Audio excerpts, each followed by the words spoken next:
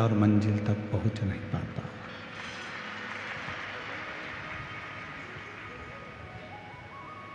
एक होता है अहंकार और दूसरा होता है संस्कार।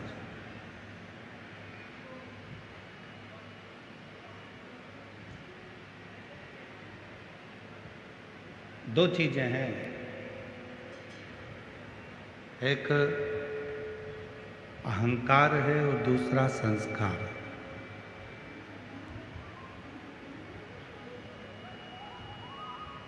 और दोनों ही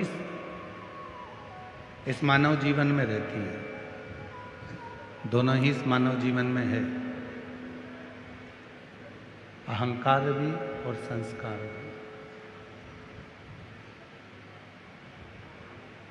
और दोनों में एक अंतर बड़ा भारी लगता है, बहुत भारी अंतर। वह अंतर है जब मनुष्य अभिमान में डूबता है, अहम में डूबता है। एक अहंकार और दूसरा है संस्कार।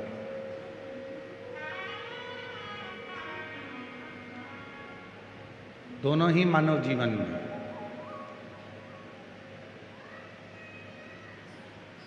दोनों ही मनुष्य के जीवन में आते हैं और दोनों में बहुत बड़ा अंतर होता है। और वह अंतर कौन सा कि अहंकार आता है तो व्यक्ति किसी को भी देखता तक नहीं। अहंकार आता है तब व्यक्ति किसी का भी मान सम्मान करना भूल जाता है। कौन बड़ा है, कौन छोटा है, कौन कैसा है, कौन कैसा है, उसके स्मरण में नहीं रहता। पर अहंकार में भले व्यक्ति सब कुछ भूल जाता है, आदर सम्मान सत्कार,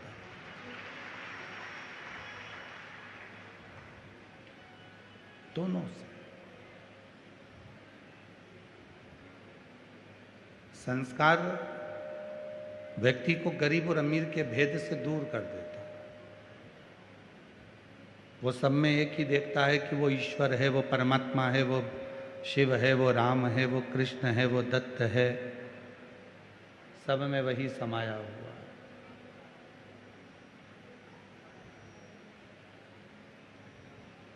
उसके विवेक से वो चला गया कि ये अमीर है कि ये गरीब है। उसके विवेक से वो निकल गया कि ये धनपति है कि रोडपति है।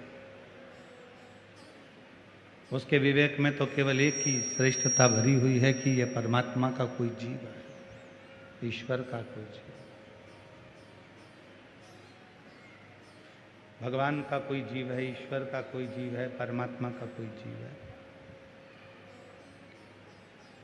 और जब हम प्रत्येक जीव में, जितने भी जीव हैं संसार के, प्रत्येक मनुष्य में जब हम परमात्मा का दर्शन करते हैं तो निश्चित है कि हमें ईश्वर को ढूंढने की जरूरत नहीं पड़ती, ईश्वर हमको ढूंढने के लिए निकल जाता है। फिर हमें ईश्वर को नहीं ढूंढना, फिर हमें ईश्वर को नहीं ढूंढना, फिर हमें ईश्वर को नहीं खोजना, ईश्वर हमें खोजता है।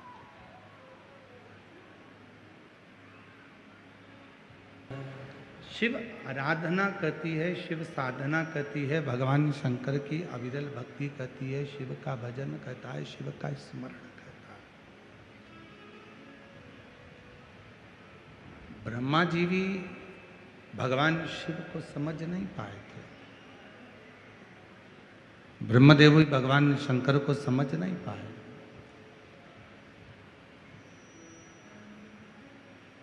और नहीं समझे इसलिए भगवान ब्रह्मा और भगवान विष्णु भगवान शंकर को खोजने के लिए गए।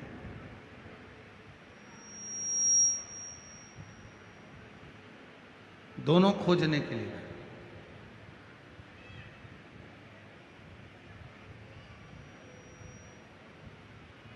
ढूंढते रहे भगवान शंकर को कि भगवान शंकर मिलेंगे, भगवान शिव प्राप्त होंगे, भगवान शंकर मिलेंगे, खोजते रहे।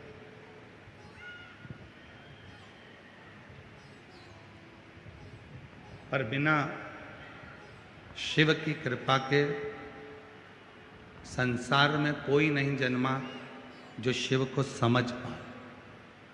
स्वयं 33 कोटि देवता भी, स्वयं 33 कोटि देवता भी भगवान शंकर को समझ नहीं सकते जब तक भगवान शिव कृपा ना करे, भगवान शंकर जब तक करुणा ना करे। प्रेषा जब तक भगवान शिव कृपा ना करें तब तक 33 कोटि देवता भी समझ नहीं सकते भगवान शिव। और फिर निवेदन करूंगा, यदि शिरूर के भक्त, शिरूर में रहने वाले, शिरूर के आसपास के रहवासी अगर इस शिव महापुराण की कथा में पहुंचे हैं, उसकी कृपा हुई तब आप कथा में जाकर बैठे, उसकी कृपा हुई तब आप भगवान शंकर की कथा का तत्व ग्रहण कर रहे हैं, उसकी कृपा हुई तो ब्रह्मदेव और भगवान विष्णु दोनों शिव को खोजने का प्रयास कर रहे हैं, दोनों खोज। अगर वो कृपा नहीं करता, वो करुणा नहीं करता, तो भगवान ब्रह्मदेव और भगवान विष्णु भी उसको नहीं खोज पाते, उन परम पिता परमात्मा को नहीं खोज पाते।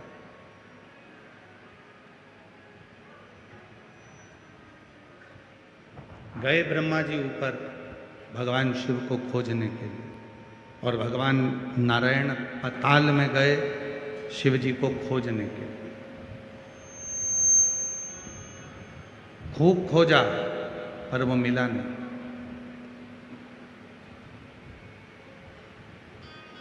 आखिरी में फिर एक बड़ा सा पर्वत, उस पर्वत को घुमाना प्रारंभ करा दोनों ने, और दोनों ने जब पर्वत को घुमाना प्रारंभ करा तब एक अग्नि का खंभ जैसा एक शिवलिंग की आकृति प्रकट हो गई।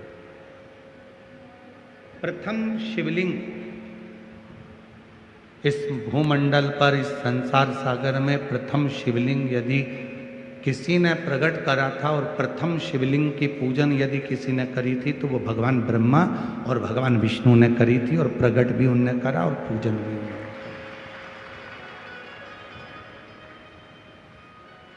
प्रकट भी वही करे और पूजन भी वही करे।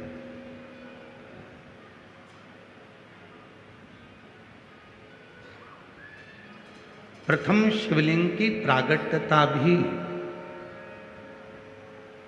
भगवान ब्रह्मदेव और भगवान विष्णु करें, और पूजन भी वही कर रहे हैं। और आप सभी को स्मरण में आना चाहिए, सिरूर की धरा पर बैठकर आप कथा का रसतत्व ग्रहण कर रहे हैं तो आपके विवेक में एक बात रहना चाहिए।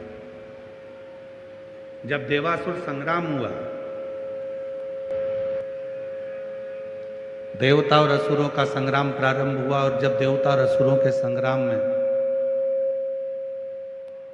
जब देवता और असुरों का संग्राम हुआ और उस देवता और असुरों के संग्राम में माता लक्ष्मी से भगवान विष्णु ने ढेरों संपदा मांगी, अस्त्र शस्त्र मांगे, वैभव मांगा, सब कुछ दिया माता लक्ष्मी, सब कुछ।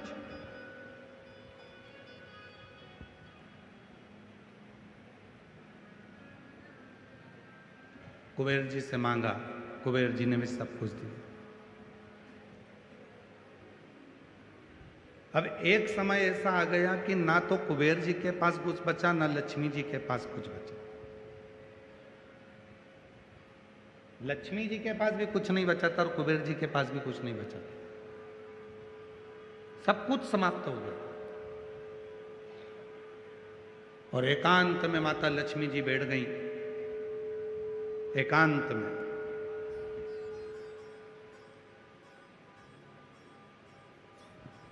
जब माता लक्ष्मी जी एकांत में जाकर बैठी तब स्वयं भगवान नारायण ने जाकर पूछा, लक्ष्मी बात क्या? लक्ष्मी जी कहती हैं, मेरे पास देने के लिए कुछ भी नहीं, एक इकन्नी भी मेरे पास एक सिक्का भी नहीं बचा जो मैं आपको दे दूं और इस देवासुर संग्राम में वो धन लग जाए। अब मेरे पास कुछ बचा नहीं, अब मेरे पास कुछ भी नहीं रहा, माता लक्ष्मी के पास नहीं रहा, कुबेर के पास नहीं रहा, सबके पास की संपदा सारी की सारी देवासुर संग्राम में समाप्त हो गई, तब सारे देवताओं ने विचार करा इस देवासुर संग्राम में केवल एक देव अधिदेव महादेव सामने नहीं है, अपन उनके पास चलते हैं। इतने में पीछे से इंद्र ने आवाज लगाकर कहा कि जब नारायण के पास में इतना वैभव वो नहीं रहा, लक्ष्मी जी के पास इतना वैभव वो नहीं रहा, भगवान कुबेर जी के पास इतना वैभव वो नहीं रहा, स्वयं देवताओं के पास इतना वैभव देवासुर संग्राम में वो भी चला गया, तो भगवान शंकर तो कैलाश पर रहते हैं, वो तो अड़भंग है, भस्म लपेटते हैं, जटाजूट बांधते हैं, गंगा मस्तक पर रखी हुई है, शरीर पर उनके भस्म चढ़ी हुई है, उनके पास तो कोई मकान भी नहीं है, घर भी नहीं है, बैकुंठ जैसा ठाट भी नहीं है, कोई संपदा भी नहीं है, तो आप सब देवता शंकर भगवान के पास क्यों जा रहे हो, वो क्या देंगे। तब इतने में भगवान नारायण ने कहा, जिसके पास बहुत रहता है ना, वो कभी संसार में आकर नहीं कहता कि मेरे पास कितना है, एकदम साधारण रहता है, एकदम साधारण।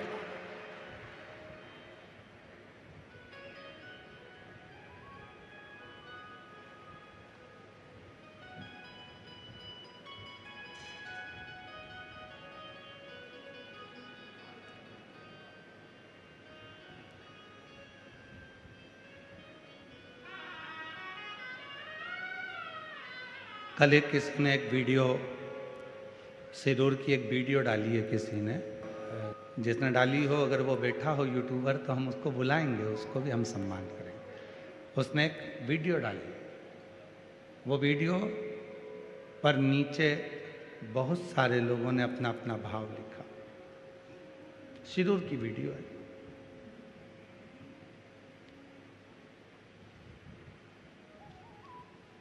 और उसमें सबसे ज़्यादा यदि कुछ लिखा है तो उसमें एक सुंदर बात लिखी कि 1 करोड़पति व्यक्ति यदि कोई कार्यक्रम कराता तो इन साधारण व्यक्तियों के बीच में नहीं जाता। पर मैं उस वीडियो में लिखा था नीचे, श्री प्रकाश भाई इस पूरी पब्लिक के बीच में खड़े होकर रात्रि को नृत्य भी कर रहे हैं और आनंद भी कर रहे हैं।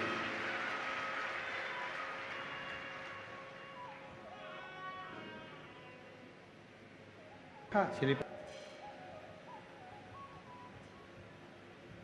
जिसने वो वीडियो डाली हो, अगर वो कहीं बैठा हो यूट्यूबर तो आ सकता है, अगर वो यूट्यूबर कहीं बैठा हो जिसने भी, एक सहजता का विषय, जिसके पास वैभव की कमी नहीं है, धन की कमी नहीं है, संपदा की कमी नहीं है, एक जरा सा दुकान वाला व्यक्ति, उसकी दुकान चलते चलते खूब जोरदार चलने लगती है तो उसके अंदर अहंकार आ जाता है, मैं और यहाँ बैठूंगा, मैं और यहाँ जमीन पे बैठूंगा, मैं और इतनी दूर कथा सुनने जाऊंगा, मैं और ऐसा करूंगा, मैं और भंडारे में भोजन करूंगा। जरा सा धन आता है और व्यक्ति के अंदर अहंकार आ जाता है। और 1 करोड़पति व्यक्ति भी जिसके पास में कई फैक्ट्रियां हो, धन हो, वैभव हो, और उसके बाद भी वो तुम्हारे पास में, तुम्हारे साथ में रात को कीर्तन कर रहा हो, भजन कर रहा हो, स्मरण कर रहा हो, तो जीवन का एक सुख हमको प्राप्त होगा, एक आनंद प्राप्त होगा। ये कथा के मध्य में ये सीखने को मिलती है। जिस पेड़ में ज्यादा फल लग जाते हैं वो पेड़ हमेशा झुकता है, और जिस पेड़ में फल कम लगते हैं, 2-4 फल लगते हैं, तो भी ऐसा ऐसा हवा में डोलता रहता है। 2-4 प्लाट ले लिए, 1-2 दुकान हो गई, इसके बाद तो ऐसा डोले कि मेरे बराबर कोई नहीं। और जिस वृक्ष में ढेर सारे फल हैं वो एकदम नम्रता के साथ झुक कर चलता है, अपनी जिंदगी को सार्थक बनाकर चलता है, धन से नहीं है। श्री प्रकाश जी की धर्मपत्नी जी दीना भाभी जी मिलने के लिए आई, आदित्य बाबू भी आए, जमाई साहब भी आए, बेटी भी आई, एक उनके परिवार के पुत्र भी आए। बातचीत करते करते करते करते पर भोजन कराना, सुनकर आत्मा तृप्त हो, मन तृप्त हो।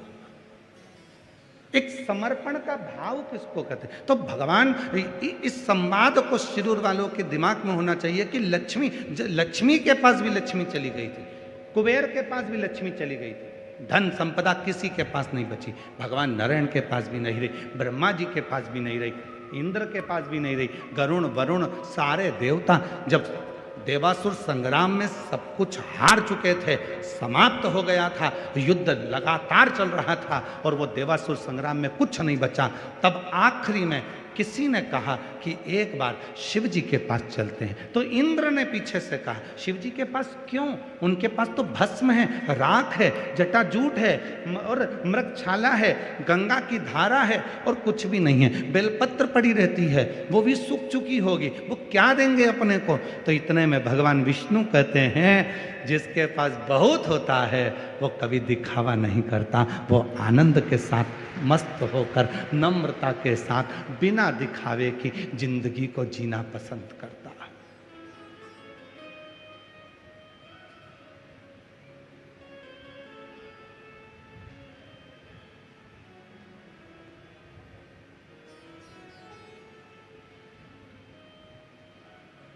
भगवान विष्णु ने कहा नहीं चलो उस भगवान शिव जी के पास चलो। तो इतने में फिर इंद्र ने कहा वो कुछ देंगे ही नहीं, उनके पास है ही नहीं। सभी लोग कहते थे कोरोना काल में, जब कोरोना काल में नहीं, नोटबंदी के समय पर जब नोटबंदी हुई तो सब कहते थे हमारी माता जी के पास तो कुछ भी नहीं है, मेरी जीजी के पास तो कुछ भी नहीं है, जितना तो तुम्हारी दुकान में नहीं निकला उतना जीजी के चावल के डब्बे में निकल गया। और चावल के डब्बे में निकल गया।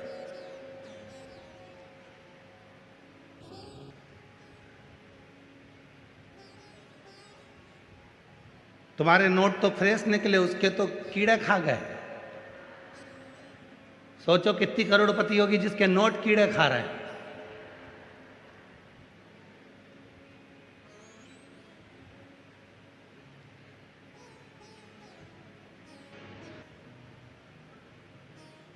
दिखता है कुछ नहीं है और ऐसे ही रहना चाहिए। भगवान खूब दे देना तो भी किसी के सामने बताना नहीं कि खूब दिया, नम्रता रखना, जनमानस में प्रेम परोसते रहना, ये जीवन का सुख है, ये जीवन का आनंद। नम्रता दी श्रेष्ठ संस्कार का लक्षण ही है।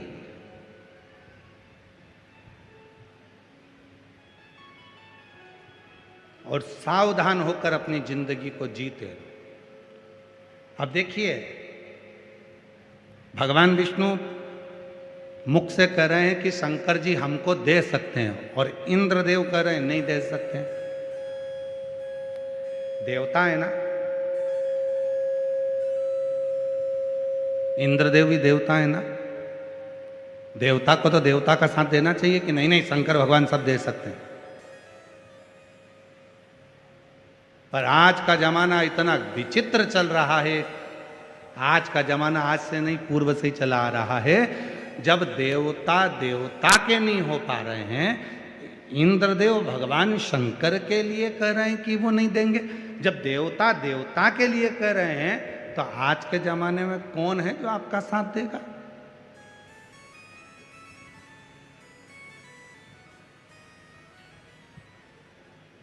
इसलिए थोड़ा सावधान होकर जिंदगी जीना, निपटाने का सोचने लगते।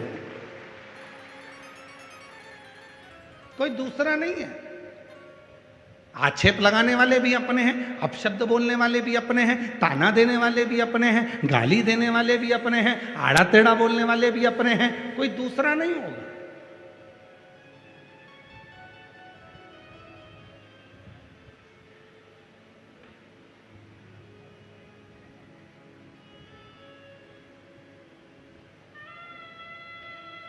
आज टीवियों पर बहुत, जब टीवी खोलो तो एक जंग छिड़ी हुई है सनातन में, एक दूसरे पर आक्षेप लगाने की, एक दूसरे को आड़ा टेढ़ा कहने की। कोई दूसरा नहीं बोल रहा, कोई दूसरा उंगली नहीं उठा रहा, कोई दूसरे धर्म का व्यक्ति आकर आक्षेप नहीं लगा रहा, कोई दूसरे धर्म का व्यक्ति आकर अपशब्द नहीं कर रहा है, अपने ही अपने को आक्षेप लगा रहा है, अपने ही अपने को ताना दे रहे हैं, अपने ही अपने को अपशब्द कर रहे हैं।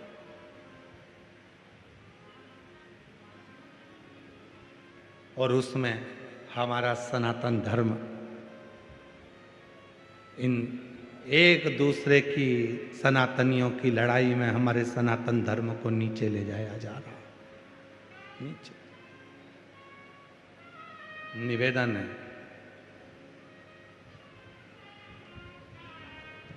एक होकर अपनी जिंदगी को जीने का प्रयास करो।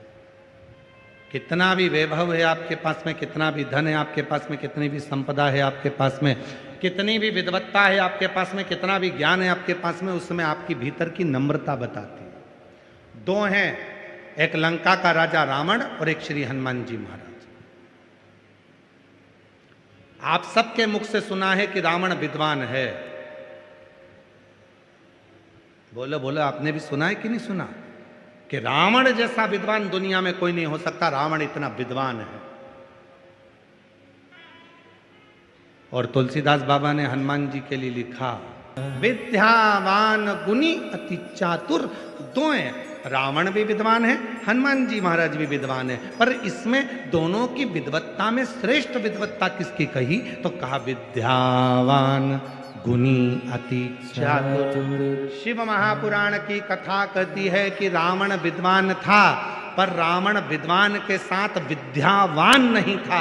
विद्यावान किसको कहते हैं कि बहुत सारा ज्ञान आपके अंदर आ जाए, बहुत सारा वैभव आपको मिल जाए, बहुत सारी संपदा आपको मिल जाए और आपकी जिंदगी में आप एकदम नम्र बन जाए, छोटे बन जाए, तो समझ लेना कि आप विद्यावान गुणी अति चातुर। तो समझना कि आप विद्यावान हो गए, तो समझना कि आपके पास में संपदा हो गई, तो समझना कि आपके पास में वैभव हो गया।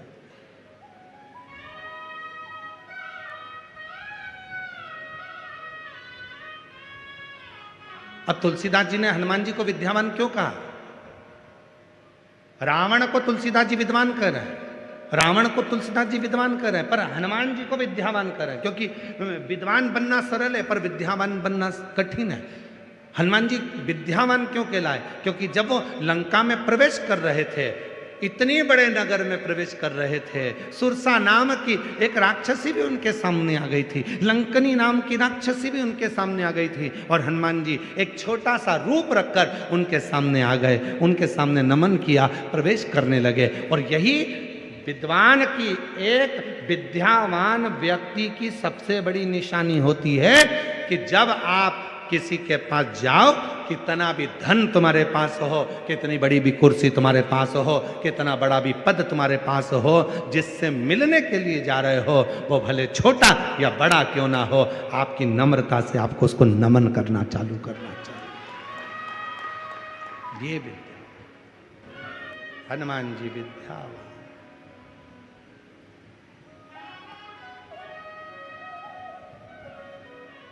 डॉक्टर बनो, इंजीनियर बनो, कमिश्नर बनो, कलेक्टर बनो, एसपी बनो, आईजी बनो, डीआईजी बनो, मंत्री बनो, संतरी बनो, कलंतरी बनो, तुम्हारी मर्जी पड़े जो बनो, पर उसके साथ विद्यावान गुणी अति चातुर। उसके साथ सबसे ज्यादा जरूरी है विद्यावान बनना। विद्यावान मतलब कोई भी मिले उससे नम्रता से हाथ जोड़कर नमन कर कर उसका आदर करना, यह विद्यावान की निशानी है, यह विद्वत्ता की निशानी।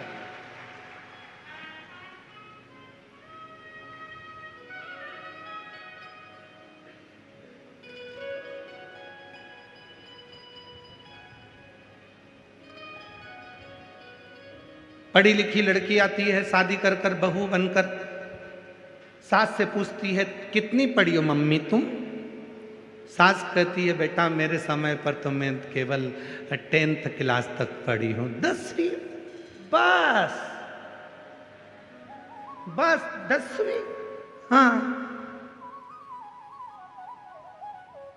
और मैं MBA। अब बहू के मन में आता है कि ये 10वीं फेल, मुझे क्या सिखाएगी, मैं इसको सिखाऊं। फिर सास ने कहा, बेटा मैंने सुना है तुझे सब कुछ बनाना आता है, आइसक्रीम बना सकती है?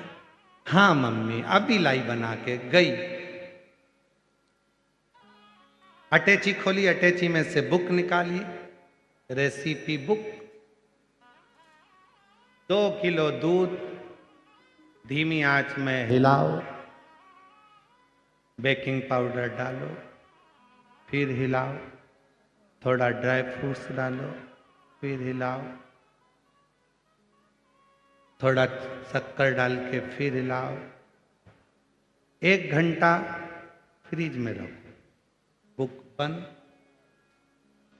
3 घंटे के बाद में सास ने फ्रिज खोला, बहू को आवाज लगाया, बेटा, ओ बेटा। बेटा बोली, हाँ मम्मी। ये फ्रिज में घंटा किसने रखा? मम्मी मैंने। क्यों? रेसिपी बुक में लिखा था 1 घंटा फ्रिज में रखो।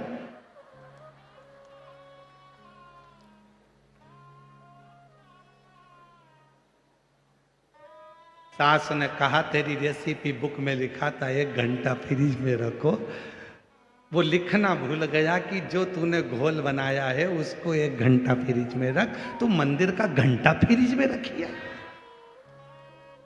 मंदिर का घंटा।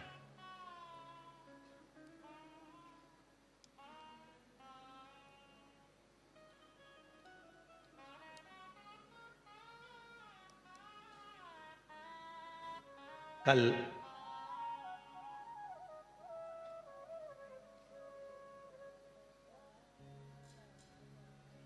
प्रकाश भाई जी धाड़ीवाल जी की धर्म पत्नी श्रीमती दीना माता जी कह रही थी कि गुरु जी, मैंने अपने बच्चों से कहा कि पढ़ाई में परसेंटेज थोड़ा सा कम आएगा तो चल जाएगा, पर संस्कारों का परसेंटेज कम नहीं होना चाहिए। संस्कारों का परसेंटेज कम नहीं होना चाहिए। नम्रता, विनम्रता जो हमारे दादाजी ने हमको दी है, जो हम संस्कारों की कमी क्यों हो रही है? 20 वर्ष तक माता पिता अपने बच्चे को राम बनाने की चेष्टा करते हैं। हर माता पिता सोचते हैं मेरा बेटा राम बनेगा, मेरा बेटा राम बनेगा, मेरा बेटा राम बनेगा। 20 साल तक बच्चे को पढ़ाते लिखाते, अच्छे अच्छे कॉलेज में भेजते, बहुत दूर दूर पढ़ने भेजते, अच्छी कोचिंग क्लास में भेजते, दिन रात पढ़ाते हैं और प्रयास करते हैं कि 20 साल तक मेरा बेटा पढ़ेगा, राम बनेगा। और 20 दिन की कुसंगति बेटे को मिलती है और वो राम की जगह रावण बन जाता है। संस्कारों की कमी हो जाती है, सभ्यता की कमी हो जाती है, मर्यादा की कमी हो जाती है, मान की कमी हो जाती है। वो समझ नहीं पाए। सास 10वीं फेल है, बहू MBA BA CA सब कुछ पढ़ी हुई है, फिर भी बहू को सोचना चाहिए कि मैंने किताब की पढ़ाई करी है और मेरी इस सास ने ठोकर खा खा कर अपनी पूरी परिस्थिति को देखकर वो पढ़ाई करी है जो जिंदगी में कोई नहीं कर सकता। इसलिए मेरी उम्र से ज्यादा मेरी सास की उम्र है। पढ़ाई नहीं, उसकी विद्वत्ता देखो कि मेरी सास में विद्वत्ता कितनी है, मेरी सास में विद्वत्ता कितनी, वो देखो उसकी विद्वत्ता देखिए, उसकी नम्रता देखिए।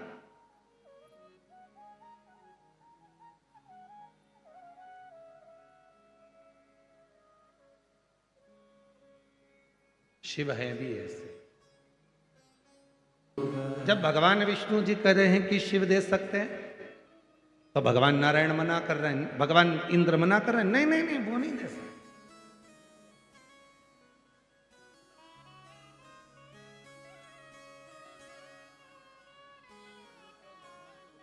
सच्चे व्यक्ति के पक्ष में कम लोग खड़े होते हैं और झूठे व्यक्ति के पक्ष में दुनिया खड़ी हो जाती है। ये जिंदगी का बहुत बड़ा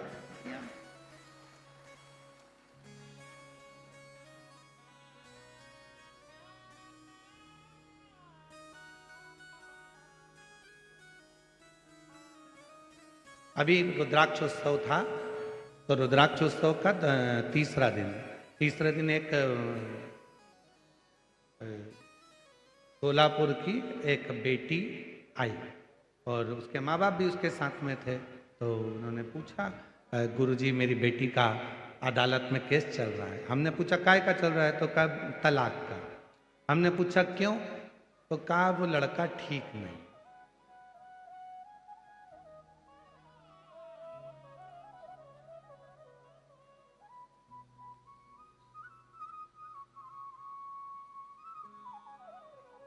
क्या गलती है उसमें?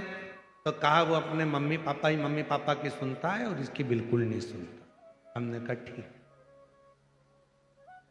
और नौकरी करता है कि नहीं करता? करता है।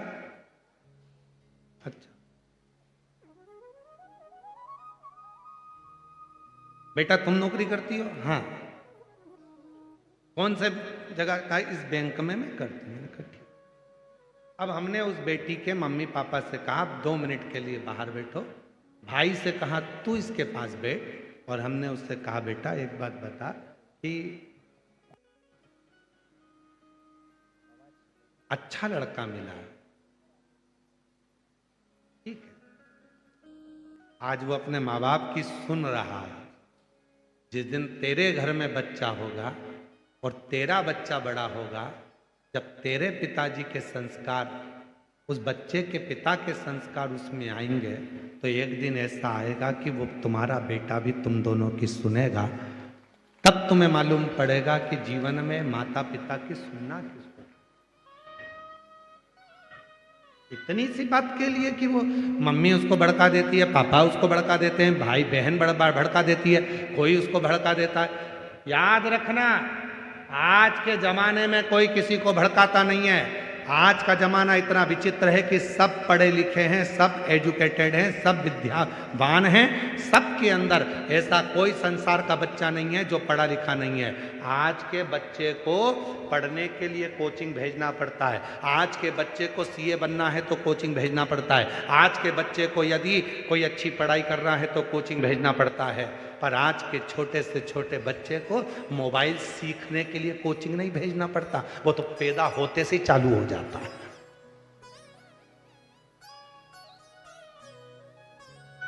उस बच्चे को सिखाना नहीं पड़ता कि व्हाट्सएप कहां से खुलेगा, उस बच्चे को सिखाना नहीं पड़ता इंस्टाग्राम कहां से खुलेगा, उस बच्चे को सिखाना नहीं पड़ता कि मोबाइल का फंक्शन कहां से खुलेगा। जितने फंक्शन तुमको नहीं मालूम उतने तुम्हारी औलाद को मालूम, भले वो इतना सा। एसी के फंक्शन तुमको नहीं मालूम, तुम्हारी औलाद को मालूम, भले वो इतना सा। टीवी के फंक्शन तुमको नहीं मालूम जितने उस बच्चे को मालूम। क्यों? उसका कारण था, जब बच्चा गर्भ में आया डॉक्टर ने कह दिया बेड रेस्ट, तुम दिन भर पलंग पर पड़ी रही।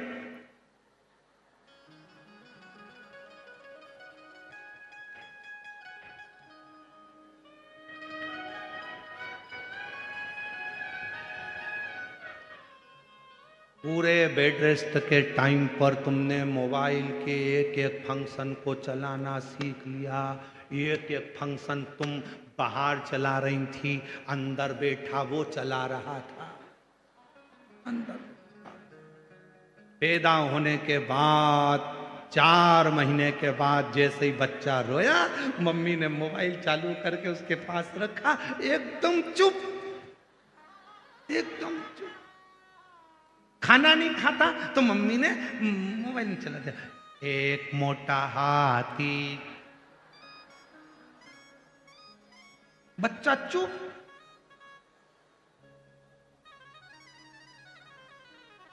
मम्मी किसी से मिलने के लिए, मेहमानों से मिलने के लिए गई, बच्चा रो रहा था, मोबाइल पकड़ा के चली गई, बच्चा चुप।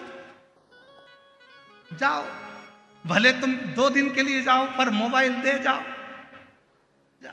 बच्चा चुप। इतनी प्रीत। आप में से कितनी माताएं जो अपने बच्चे को मोबाइल की कोचिंग देने भेजा था? आप में से कितने भाई बैठे हैं जिन्होंने अपने बच्चे को मोबाइल की कोचिंग देने भेजा था? कोई माता पिता अपने बच्चे को मोबाइल की कोचिंग सीखने के लिए नहीं भेजता, मोबाइल चलाना सीखने के लिए नहीं भेजता। वो गर्व से सीख कर आता है, क्योंकि दिन रात माताएं चलाती हैं तो बच्चे के भी असर आ जाता है और वो कोचिंग सीख जाता है। उस मोबाइल को चलाना सीख जाता। हमने उस बेटी से कहा बेटा तुम अगर तलाक लो भी लोगी और मालूम पड़े कोई दूसरा मिला, ऐसा लड़का मिल गया जो तुम्हारी जिंदगी को बर्बाद कर दे, पीने वाला मिल गया, व्यसन करने वाला मिल गया, बच्चों पे क्या इफेक्ट पड़ेगा। तो कहा गुरुजी अब मैं क्या करूं। तो हमने कहा घर जाना, माता पिता को समझाना और अदालत से केस वापिस लेना।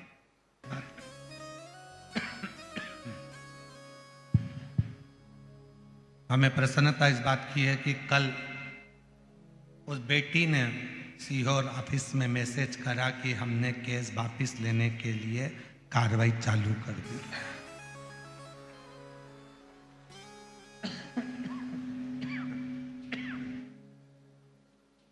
प्रसन्नता इस बात।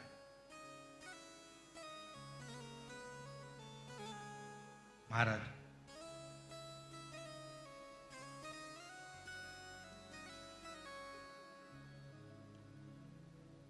शिव भोले हैं, शिव नर्म है, शिव के पास में दिखावा नहीं, शिव के पास में दिखावा नहीं है। भोले हैं, नम्र हैं, उनके पास में दिखावा कोई काम। इंद्र कह रहे हैं क्या वो देंगे? क्यों नहीं देंगे, दे सकते हैं आप उनके पास।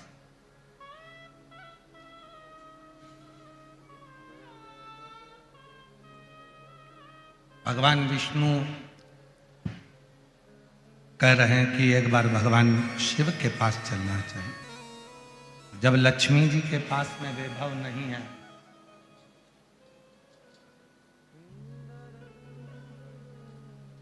कुबेर जी के पास में वैभव नहीं है, संपदा है ही नहीं, किसी देवता के पास में वैभव नहीं है, तो शिव जी के पास वैभव कहां से आ?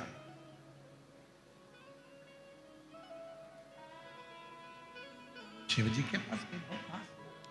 वैभव शंकर के पास तो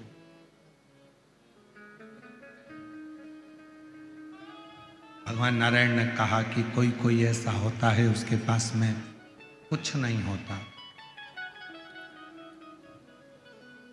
वो दिखता है उसके पास में कुछ भी नहीं, दिख रहा है कि उसके पास कुछ नहीं है पर उसके पास बहुत कुछ हो।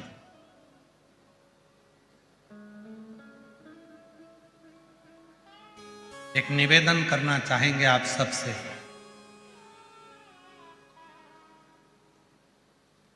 अपने घर के बच्चों को साल में 1 या 2 बार नाना नानी के घर और दादा दादी के घर लेकर जरूर जाया करो। भले नाना नानी के पास देने के लिए कुछ नहीं होगा पर उनका अपना अनुभव जरूर है। भले दादा दादी के पास में कुछ नहीं होगा पर उनका अपना अनुभव जरूर है। अपने घर के बच्चों को लेकर नाना नानी के घर जरूर जाओ, दादा दादी के घर जरूर जाओ। क्यों? वो नाना नानी और दादा दादी के पूरी जिंदगी का जो अनुभव होता है वो अपने छोटे छोटे बच्चों को देते हैं, संस्कार प्राप्त होता है। वही सुख, वही संस्कार जीवन का सुख दे, वही तो कहा शिव के पास, शंकर जी शिव के पास।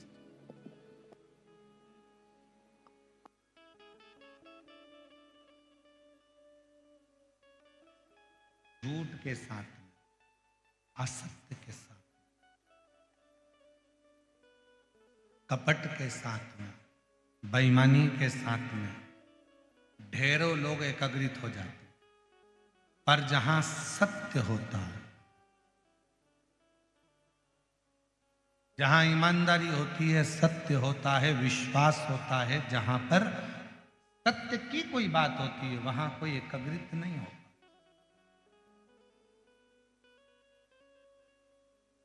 बहुत कठिन है उनको एकत्रित करना, बहुत कठिन।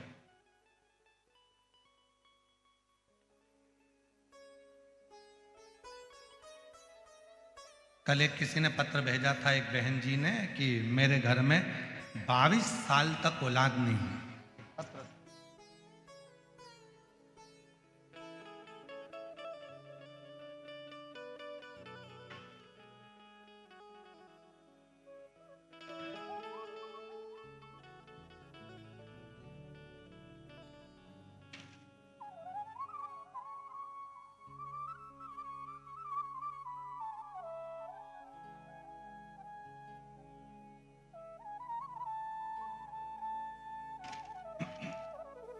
सुरेश रेवारी, गांव बुहाना, राजस्थान से हैं। मोबाइल नंबर मेरा ये है। गुरुदेव, मैं पूना महाराष्ट्र में सर्विस करता हूँ। मेरी धर्मपत्नी मंजू रेवारी, मोबाइल नंबर ये है। गुरुदेव, मेरी शादी को 22 साल हो गए। मेरे कोई बच्चे नहीं थे। मैंने बहुत इलाज करवाया, 3 बार IVF भी करवाया, लेकिन कोई फर्क नहीं पड़ा। फिर मैंने सब कुछ करना छोड़ दिया। फिर पूना में सांगवी में आपकी कथा 2023 साल में हम दोनों आपकी कथा पंडाल में बैठकर सुनी, और बाबा के पंडाल में बैठकर वहां की मिट्टी को मेरी पत्नी ने गर्भ से लगाया, पेट से लगाया, और बाबा की ऐसी कृपा हुई गुरुदेव, 2 महीने के बाद उसका गर्भ ठहर गया। साल 2024 को बाबा की कृपा से 22 साल के बाद में मेरे घर में लड़के ने जन्म लिया। मैं बाबा को यहाँ प्रणाम करने के लिए, मैं बाबा को यहाँ नमन करने के लिए 22 वर्ष के बाद ये योग लगा। कहीं बैठे हो तो आ सकते हैं और बेलपत्र ले सकते हैं। 22 वर्ष के बाद ऐसा योग, भरोसा किया शिव पर, विश्वास किया शिव पर। जब हम भगवान देवाधिदेव महादेव पर भरोसा करते हैं, विश्वास करते हैं,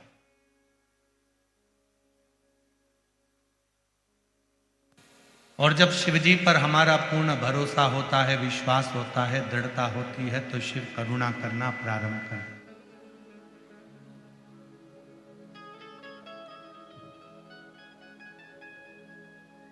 ये लाखों की संख्या में आप लोग आए हो, क्या लेकर आए हो अपने साथ? एक विश्वास, एक भरोसा,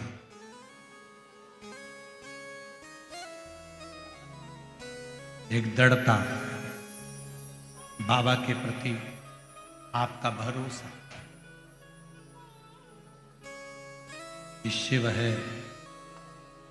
मैं कथा सुनूंगी बैठकर, बाबा से प्रार्थना करूंगी बैठकर, वहां की रज को, वहां की मिट्टी को अपने मस्तक पर चढ़ाऊंगी, और मेरा देव अधिदेव महादेव मेरी झोली खुशियों से भर देगा। ये विश्वास है, ये भरोसा है। एक पत्र और आया, अच्छा,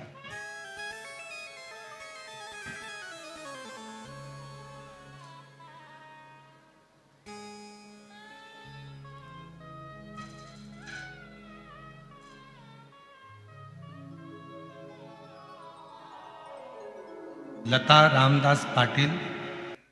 मैं लता पाटिल कोपरगांव की रहवासी हूँ। मेरा बेटा 2019 से सरकारी नौकरी के लिए प्रयास कर रहा है, लेकिन सफलता नहीं मिली। मैं 2022 से टीवी पर पहली बार आपकी कथा सुनी, और जैसे बताए वैसे पूजा करना शुरू किया। मेरे साथ मेरा बेटा भी मंदिर जाने लगा। मैंने और मेरे बेटे ने पशुपतिनाथ का व्रत किया। आप जैसे कहते हैं वैसा ही पूजा करती। आपको क्या बताऊं गुरुदेव, बेटे से कहा कि बस तू एक काम कर, अपनी मेहनत कर, परिश्रम कर, और शिव जी पर भरोसा रख।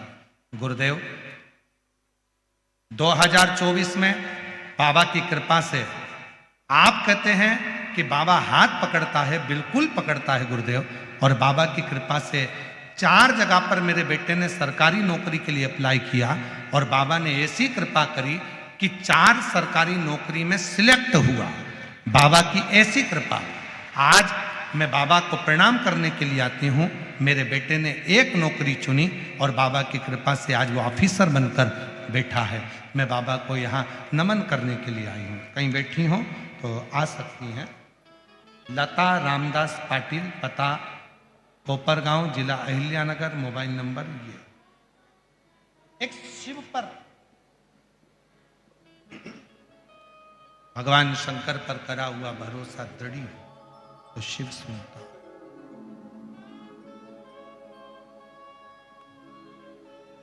बोल बम का नारा है, आवाज आवाज नहीं आई है। बोल बम का नारा है, सारी समस्या का हल श्री शिवाय। शिव कथा कर रही है, भगवान शंकर का चरित्र कर रहा, शिव महापुराण की कथा कर रहे हैं।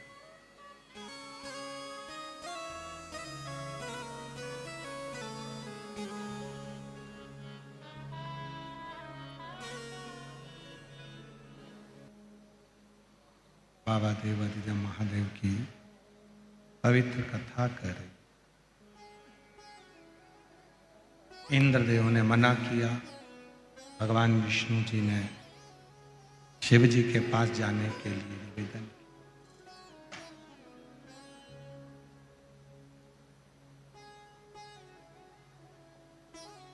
चले, इंद्र नहीं गए। इंद्र को मालूम था कि वहां कुछ मिलना तो है नहीं, जहाँ बाकी के सभी देवता गए, पर इंद्र नहीं। इंद्र पहुंचे, उनको मालूम था कि वहां जाएंगे भी तो कुछ मिलना तो है नहीं, प्राप्त तो होना नहीं। कुछ मिलना तो वहां पर जाकर है नहीं, तो जाकर करेंगे क्या। चले, भगवान नारायण, भगवान ब्रह्मा शिव कथा कह रहे, भगवान शंकर का चरित्र, जो महापुराण की कथा वर्णन कर, शिव तत्व कह रहा। ब्रह्मदेव गए, भगवान विष्णु गए, ब्रह्मा जी भी गए, भगवान विष्णु।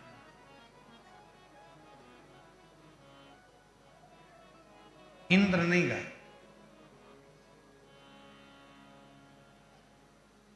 और इंद्रदेव के साथ में जितने भी देवता और थे वो भी नहीं गए।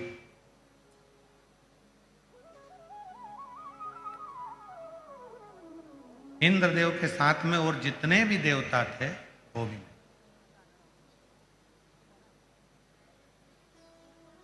पहुंच गए भगवान ब्रह्मदेव, भगवान विष्णु। शिवजी नेत्र बनकर मौन, एकदम शांत बैठे हुए।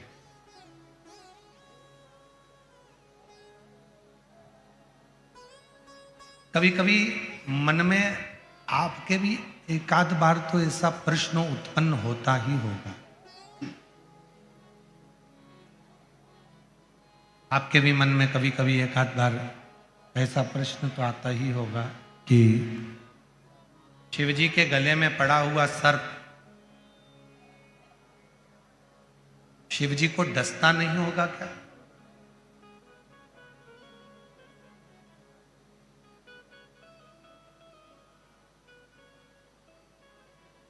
भाई, सर्प का तो नियम है कि उसको अपना विष उगलना है।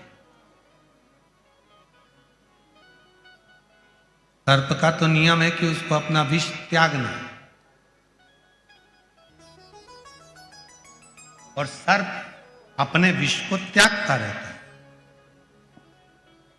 पर शिवजी के गले में वासुकी नाग पड़ा हुआ है, क्या वो विष नहीं उगलता होगा?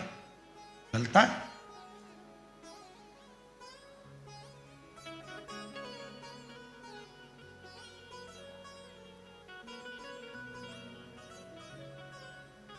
शिव महापुराण की कथा कहती है, भगवान शंकर का चरित्र कहता है कि हे देवी, वासुकी नाग मेरे पास में है, दुनिया का सबसे ज्यादा हलाहल विष भी मेरे कंठ में है, फिर भी संसार का कोई जीव जब मेरी शरणागति ग्रहण करता है तो उसके भीतर के विष को भी मैं धारण कर लेता हूं और उसको सुख देना प्रारंभ कर देता हूं।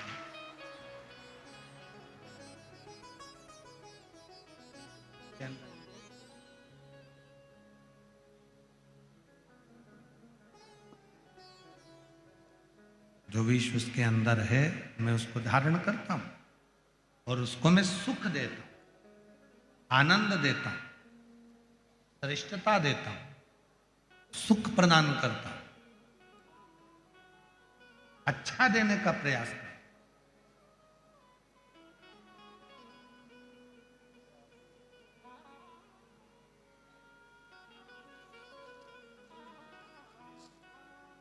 बैठे थे भगवान शंकर, नेत्र बंद थे शिव जी के, और नेत्र बंद कर कर विराजमान थे भगवान शंकर विराजे हुए, अपने नेत्र बंद है, साधना में डूबे हुए हैं, भजन में डूबे हुए हैं, स्मरण में डूबे हुए, साधना में डूबे हुए।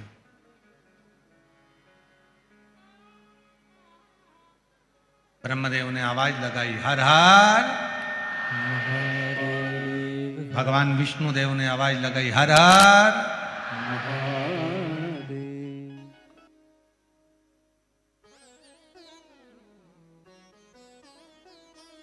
और याद रखना, वो तीन ताली कोई साधारण नहीं है। भगवान शंकर के एक गण है जिनका नाम है चंड, जो शिव जी के मंदिर के द्वारपाल होते हैं, शंकर जी के मंदिर के रक्षक होते हैं। क्या नाम है उनका? चंड। जो शिव मंदिर के द्वारपाल हैं, भगवान शंकर के मंदिर के रक्षक हैं।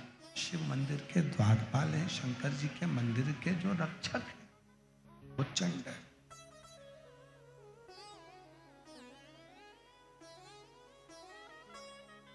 जब हम शिव मंदिर में जाते हैं, भगवान शंकर के मंदिर में जाकर जब हम तीन ताली का नाद करते हैं तो वो चंड आपके हाथों को खाली देखता है। जब ताली कब बजा सकते हो? जब दोनों हाथ, अगर हाथ में कोई वस्तु रखी है तो आप ताली ना बजा पाओगे, फिर वो केवल किताब को आप पटक सकते हो, बर्तन को आप लगा, पर ताली का नाद कब होगा? जब आपके दोनों हाथ खाली। तो जब हम भगवान देवाधिदेव महादेव के मंदिर में जाकर 3 बार ताली का नाद करते हैं तो वो चंड भगवान शंकर से जाकर कहता है, इसके पास कुछ भी नहीं है, खाली हाथ आया है, इसलिए इसको सब कुछ देकर भेजेगा, सब कुछ देकर।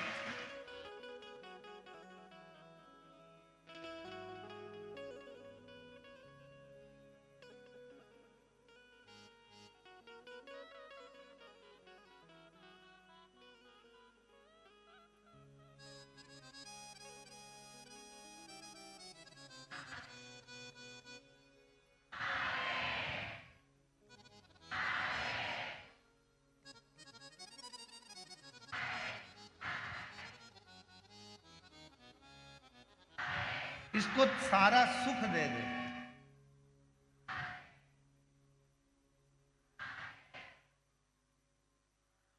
तीन ताली का जो भाव वर्णन किया गया, 3 ताली, ये खाली हाथ आया है, इसके पास कुछ नहीं, पर सब कुछ। खाली हाथ आया है, ये कुछ नहीं है इसके पास में, आपको दे। और भगवान ब्रह्मा और भगवान विष्णु और 33 कोटि देवता शंकर जी के सामने जाकर खड़े हो गए। 3 बार ताली का नाद करा। इंद्र कह रहा है, इंद्र पीछे खड़े हैं। भगवान नारायण कह रहे हैं, इंद्र देख ले, मांगना किसी और से नहीं, मांगना तो केवल भोले नाथ से मांगना। नहीं दे तो भी मांगना, फिर मांगना, फिर मांगना। किसी की सामर्थ्यता नहीं है जो पृथ्वी पर रहने वाले व्यक्ति को कोई कुछ दे दे, केवल एक में सामर्थ्यता है, वो देव अधिदेव महादेव जो सबको देता है, वो तुम्हें भी। पीछा मत छोड़ना। एक पत्र है पीछा नहीं छोड़ने का भी पत्र है। एक पत्र है जिसमें उसने लिखा पीछा नहीं छोड़ा।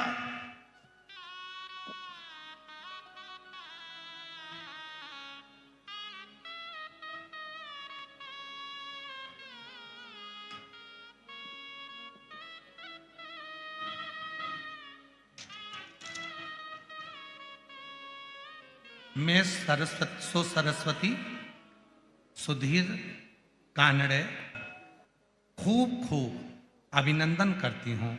उन्होंने हमें सब बहनों को इतने अच्छे से कथा सुनने का मौका दिया। और गुरुदेव इधर बहुत अच्छा खाना और पीना का पानी, अच्छी सुविधाएं हम लोगों को मिली है। हम पुनः धाड़ीवार परिवार को खूब खूब आशीर्वाद देते हैं। खूब सुखी रहें, खुश रहें। गुरुजी आपने शिव जी से जोड़ा है। मेरी एक पंडाल की कथा नहीं, 5 पंडाल तक मैंने महादेव का पीछा नहीं छोड़ा। आप कहते हो मांगो तो उसी से मांगो, देगा। गुरुदेव मेरा बेटा 10 साल का है, उसको जन्म से फिट की बीमारी है, मिर्गी के दौरे आते हैं, वो ठीक नहीं हुआ 10 साल तक। मेरे को किसी ने कहा दवाइयां ले रहे हो, एक बार सीहोर वाला बाबा कथा कहता है, उसके पंडाल में जाकर कथा सुनो। मैंने नियम बना लिया, जब तक मेरे बाबा मेरे बेटे की मिर्गी की बीमारी बंद नहीं करते तब तक छोड़ूंगी नहीं। और आज गुरुजी 5वां पंडाल शिरूर का पूर्ण हो रहा है। कारण यह है कि जब से मैंने कथा सुनना प्रारंभ करी, बाबा की कृपा से केवल 2 ही कथा हुई थी। और 1 साल पहले मैंने जब 2 कथा सुनी थी, तब से मेरे बेटे को मिर्गी के दौरे आना बंद हो गए थे। और बाबा की कृपा से आज मैं बाबा को मेरी 5 कथा पूरी कर रही हूँ। मेरे बेटे को 1 साल हो गया, कोई मिर्गी का दौरा नहीं आया, कोई फिट नहीं आई। बाबा को मैं नमन करने के लिए आई हूँ। एक पत्र और बड़ा सुंदर आया।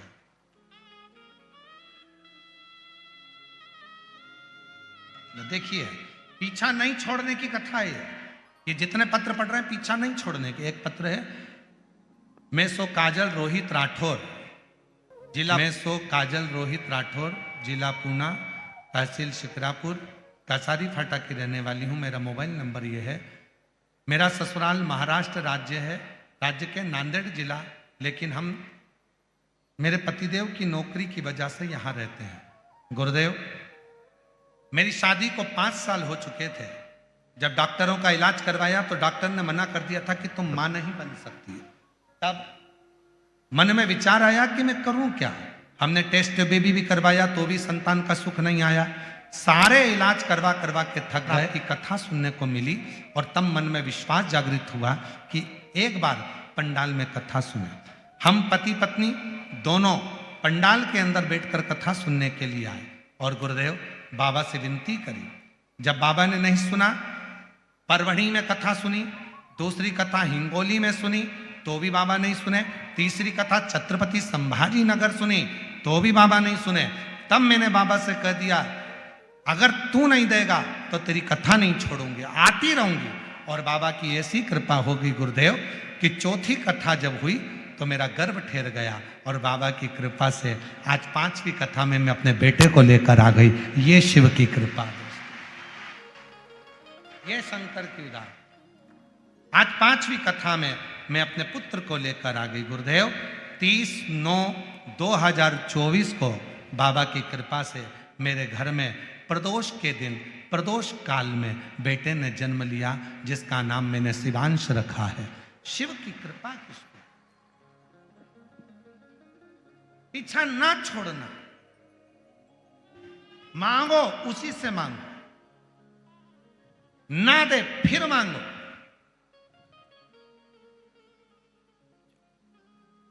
मां सबसे ज्यादा खुश कब होती है? जब बेटा कहता है मम्मा आज दाल अच्छी बनी है, एक रोटी और देना।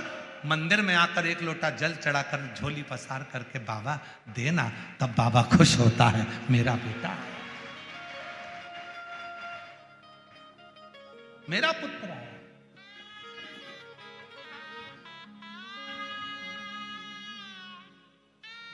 टेस्ट बेबी भी करवाया, IVF करवाया, सब करवाया, संतान नहीं हुई। पीछा पकड़ लिया बाबा का, देना तुझे ही पड़ेगा। और प्रदोष का व्रत करने वाला कभी खाली झोली लेकर नहीं जाता, याद रखना। जिसने परमात्मा पर भरोसा करा है और जिसने प्रदोष का व्रत करा है, उसको शिवजी ने आज नहीं तो कल, कल नहीं तो परसों दिया जरूर।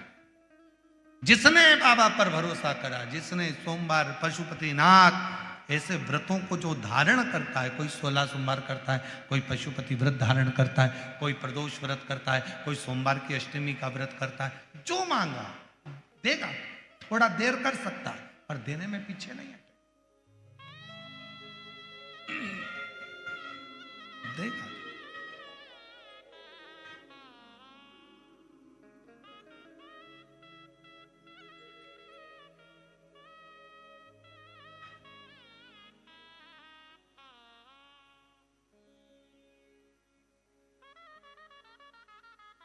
सारे देवता रोज भ्रमण पर नहीं निकलते।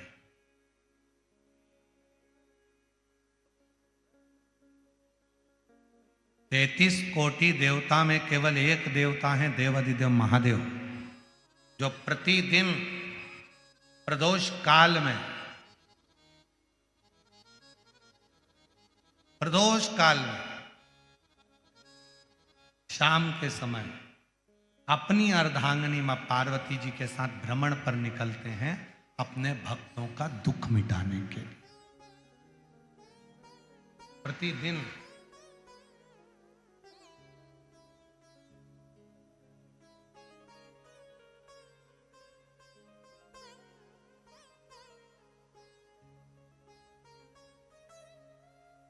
पहले दिन की कथा में श्री प्रकाश भाऊ जी की धर्मपत्नी श्रीमती दीना जी, प्रकाश जी धारीवाल जी ने प्रश्न किया था उनके घर पर कि प्रदोष करना है। तो पहले तो मेरा निवेदन है कि प्रदोष को समझें कि प्रदोष का मतलब क्या। संसार का कोई मनुष्य कितने भी दोष कर ले, उसकी जिंदगी के सारे पाप उसने जितने भी करे हों, यदि प्रदोष का दिन है, जिस दिन प्रदोष है उस दिन यदि उसने व्रत धारण करा, केवल एक दिन ऐसा होता है प्रदोष का जिस दिन 33 कोटि देवता और 64 योगनियां भी भगवान शंकर के सामने अपने मन की बात कहने के लिए प्रदोष काल में खड़े होते हैं और शिवजी अपने हाथों से उनके दुख मिटाते मिटाते जाते हैं। वो प्रदोष का व्रत होता है। वो का विस्तार से तो वर्णन हम करेंगे बीच में, पर सारे दोषों को जो समाप्त कर, सारे दोष, सारी तकलीफ, तुम्हारी जिंदगी के जितने जितने तुम्हारे दोष हैं, इस जन्म के उस जन्म के,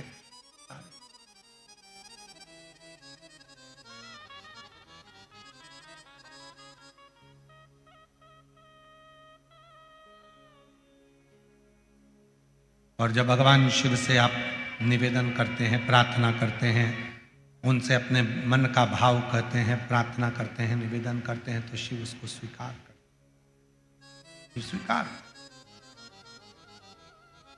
खड़े हैं देवता, भगवान शिव नेत्र बंद करके बैठे, भगवान विष्णु, भगवान ब्रह्मा सब देख रहे हैं, इंद्रदेव पीछे खड़े हैं और पीछे से देख रहे हैं। उनको मालूम है नहीं मिलेगा, नहीं मिलेगा ही नहीं। पर तभी भगवान नारायण ने फिर जमकर हर हर महादेव कहा। ब्रह्मा जी फिर बोले हर हर, और भगवान नारायण ने और भगवान ब्रह्मा ने 3 बार ताली का जो नाद किया, देवताओं को देखा और पूछा कि आप यहाँ पधारे, मुझे आज्ञा करते मैं आ जाता, आप मुझे कहते, आप मुझे बोलते तो मैं पहुंच जाता। आप आए, मुझे तो बुलाते, मैं पहुंचता आपके दरवाजे पे।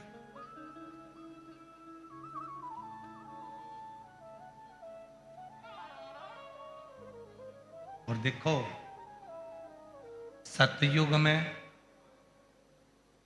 त्रेता युग में, द्वापर में और कलयुग में, इन सब में बड़ा अंतर है। सतयुग में, त्रेता में, द्वापर में भक्त को भगवान के दरवाजे जाना पड़ता था। केवल कलयुग एक ऐसा है, जिस कलयुग में आप भगवान को पुकारते हो तो भक्त को भगवान के पास जाना नहीं पड़ता, भगवान भक्त के पास दौड़ता आता है। और ये बात तुलसी बाबा ने भी अपनी रामचरितमानस में लिखा कि कलयुग केवल नाम आधारा और सुमर सुमर नर उतरहि। आप भजो, नाम का उच्चारण करिए, भगवान का करिए। जब भगवान के नाम का उच्चारण करोगे तो भगवान अपने करीब में आए। और नहीं तो वैसे तो कलयुग बहुत बदला है। ऐसे तो ये संसार कितना इतना जमाना बदला, अब क्या बदलना रह गया, सब कुछ बदला। तो यहाँ शिव कथा कह रही है पूर्व का समय, अब ये सब कुछ बदला अपनी जगह पर है। पर सतयुग में भक्त भगवान के पास जाते थे, त्रेता में भक्त भगवान के पास जाते थे, द्वापर में भक्त भगवान के पास जाते थे। केवल एक कलयुग ऐसा है जहां बैठकर आप शिव को पुकारोगे, मेरा शंकर भगवान आपके दरवाजे पर आकर खड़ा है। केवल कलयुग, ये कलयुग की प्रधानता है कि भगवान शंकर का जितना भजन करोगे, शिव का जितना भजन करोगे, शंकर का जितना स्मरण करोगे, भगवान शंकर का जितना मंत्र जाप करोगे, नाम जाप करोगे, शिव जी का जितना स्मरण करोगे, शंकर भगवान तुम्हारे करीब में आकर खड़े हो जाएंगे। भगवान विष्णु जी कर रहे हैं, भगवान ब्रह्मा जी कर रहे हैं, भगवान भोलेनाथ के नेत्र खुल गए। क्या चाहिए? भगवान ने जैसे ही पूछा क्या चाहिए, नारायण कहते हैं प्रभु लक्ष्मी के पास भी लक्ष्मी नहीं है, कुबेर के पास भी वैभव नहीं है, सारा देवासुर संग्राम में समाप्त हो गया है। आप कृपा कर दो, हमें पुनः वापिस जो हमारे पास कुछ नहीं है सब कुछ दे दीजिए। तब मेरे ओघड़दानी, तब मेरे शंकर भगवान एक रूप धारण कर लिए जिसका नाम है, मेरे शंकर भगवान का एक नाम हो गया कुबरेश्वर महादेव भगवान की। भगवान ने अभी तक 4 हाथ नहीं रखे थे, आज भगवान शिव ने 4 हाथ रख लिए। भगवान शंकर खड़े हो गए, अपने 2 हाथों से, एक से लक्ष्मी को लक्ष्मी दे रहे हैं और दूसरे से कुबेर को लक्ष्मी दे रहे हैं। बाकी के 2 हाथों से 33 कोटि देवताओं पर आशीर्वाद देते हुए कर रहे हैं। अब चिंता करने की जरूरत नहीं, देवासुर संग्राम चुटकी बजाती भोलेनाथ के समाप्त हो गया और देवताओं को वापिस अपना राज्य प्राप्त हो गया। शिव जी का नाम कुबरेश्वर महादेव की जय। यह है कुबरेश्वर महादेव की कथा।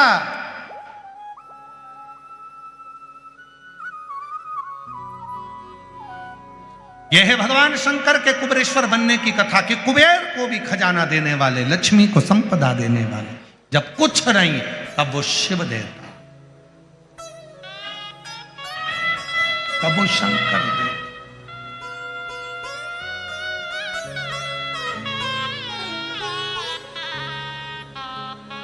भगवान शिव ने खड़े होकर एक हाथ से लक्ष्मी को लक्ष्मी दे रहे हैं, दूसरे हाथ से कुबेर को लक्ष्मी दे रहे हैं।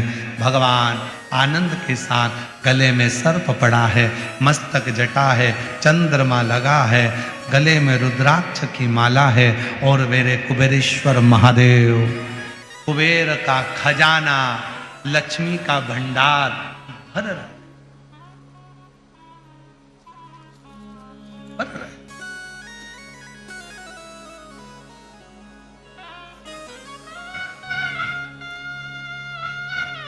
हमने पहले भी कथा में 2 दीप का वर्णन किया, आज फिर कथा में 2 दीप का वर्णन कर।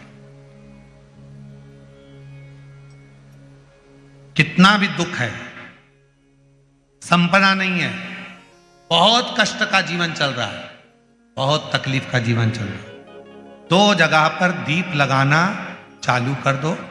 प्रदोष काल में मतलब शाम का समय, सूरज ढलने का जब समय हो उस समय एक दीप बेलपत्र के वृक्ष के नीचे, दूसरा दीप भगवान शंकर के मंदिर पर।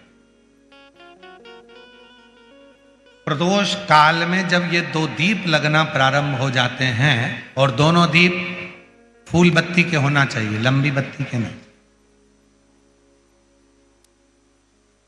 एक लंबी बत्ती होती है, एक गोल बत्ती होती है, फूल बत्ती, दोनों दीप फूल बत्ती। मां सती ने जब भगवान शंकर के लिए आराधना साधना करी थी और भगवान भोलेनाथ जी से वर प्राप्त करा था, तो माता सती ने भी यह साधना ऐसे ही करी, और माता सती को शिव मिले थे। दक्ष प्रजापति ने शिव जी का अपमान कर दिया था, और भगवान शंकर, देवाधिदेव महादेव भगवान शिव अपशब्द कह दिया। सती माता दक्ष प्रजापति के यहां जलकर भस्म हो गई। वही सती माता हिमालय राज के घर में पार्वती बनकर प्रकट हो गई। लिखी है कि इसको इतनी तारीख के पहले पहले खा लेना। खाने के सामान पर, आटे की बोरी पर, दाल की बोरी पर, चावल की बोरी पर, कुरकुरे पर, वेपर्स पर, सब पर, बिस्कुट पर, सब पर एक्सपायर डेट लिखी हुई है कि इसको इससे पहले खा लो। एक्सपायर हो उससे पहले पका लो, और आप एक्सपायर हो उससे पहले शंकर का नाम गा लो। इससे बढ़कर कोई फिर मौका मिलेगा नहीं मिलेगा।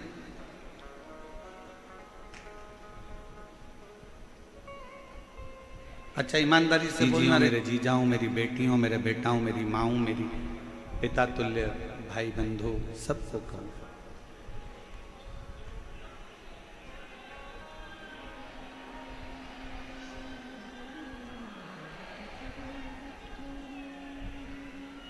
ये मौका क्या बार बार मिल सकता है?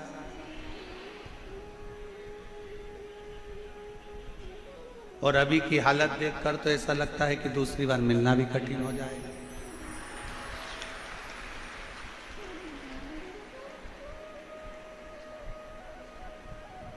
जितने लोग पंडाल के अंदर हैं, चारों पांचों पंडाल जितने भरे पड़े हुए हैं, इससे दुगने लोग। हम तो सोचे थे कि कल तुम चले गए होगे, पर क्या पता था कि तुम यही रहोगे। अच्छा, तुम्हारी भी आदत ऐसी है ना कि बाप के घर आए हो, बिना कुछ लिए जाओगे कैसे? बात तो वहां अड़ जाती है।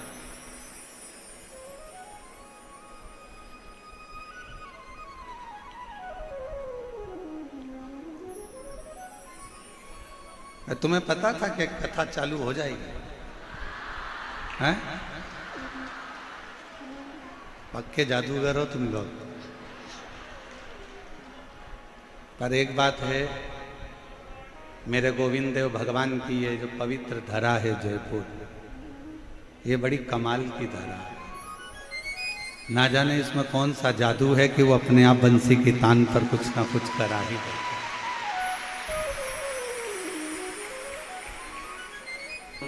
एक विश्वास,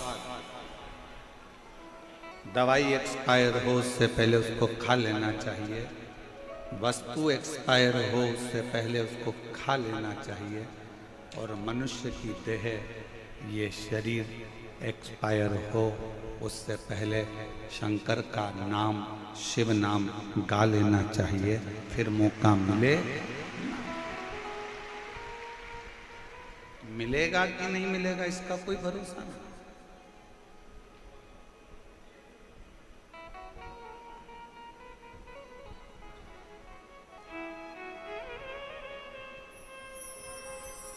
ये शिव की उदारता से, ये शंकर की करुणा से प्राप्त होगा। ईसर गोरा शिव महापुराण की कथा कहती है कि भगवान से रोज प्रतिदिन प्रार्थना करा कि दवा और दुख ये दो मेरी जिंदगी से कम कर देना, मेरे जीवन से ये दो चीजें कम कर देना। क्या क्या? दवा और दुख।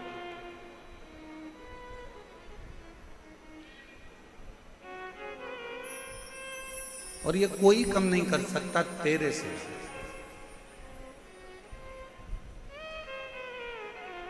तेरी कृपा होगी तो दवा भी कम होगी, और तेरी कृपा होगी तो दुख भी कम होगी। दूसरे के पास गए तो उसने थोड़ी दवाई कम कर दी, फिर एक और के पास गए तो उसने भी थोड़ी दवाई कम कर दी।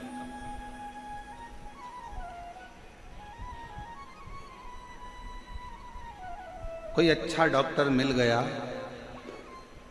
और अच्छे डॉक्टर ने जांच करा, और जांच करने के बाद देखा कि इसको कौन सी दवाई की जरूरत है, वही दवाई एक दे दी जाए जिससे ये ठीक हो जाए।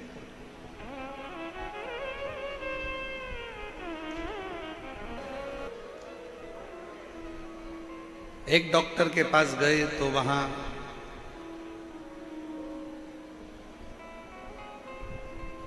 उसने कोई दवाई ज्यादा दी होगी, दूसरे ने कम दी होगी, तीसरे ने कम दी होगी। कोई स्पेशलिस्ट ढूंढा,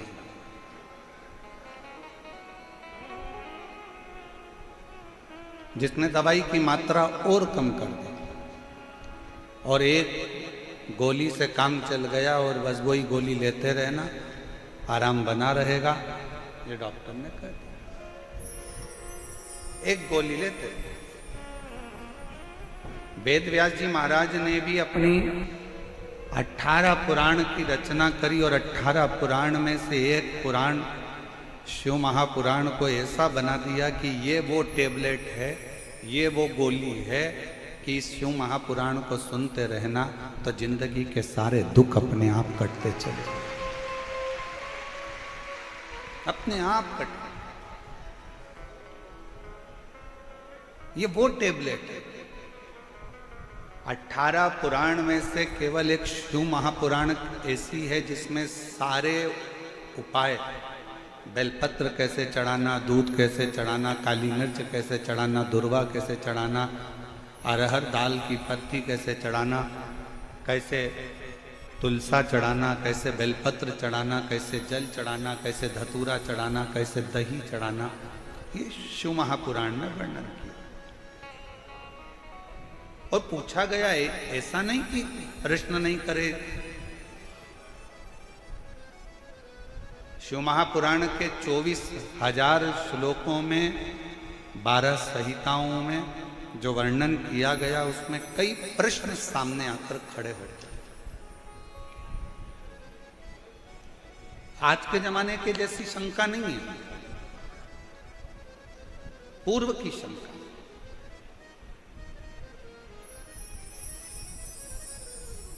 कितना सुंदर प्रसंग आता है कि चंचुला देवी ने कथा सुनने के पहले एक प्रश्न ईसर गोरा जी की साक्षी में तुमरुका जी से कर दिया।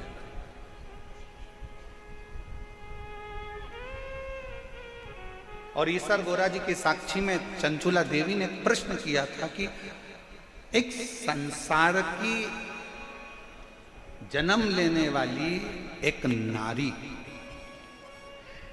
संसार में जन्म लेने वाली एक स्त्री, संसार में जन्म लेने वाली एक कन्या, संसार में जन्म लेने वाली एक लड़की के जीवन का सबसे बड़ा धन कौन सा? और दुनिया के लोगों ने शिव महापुराण को अच्छे से अध्ययन नहीं करा तो उन्होंने बहुत कुछ छुपाया। कई लोगों ने तो शिव पुराण को जाना भी नहीं सही से, और उस पुराण पर आप सब आश्चर्य करेंगे कि गुरुजी ऐसी बात करते हैं कि दुनिया का सबसे बड़ा धन एक लड़की के लिए, एक स्त्री के लिए है। तुमरुका जी ईश्वर और गोरा जी के साक्षी में कहते हैं दुनिया का सबसे बड़ा धन एक लड़की के लिए, एक स्त्री के लिए शिक्षा है, और उससे अच्छा धन दुनिया में कोई नहीं। शिक्षा से बड़ा कौन सा धन होगा?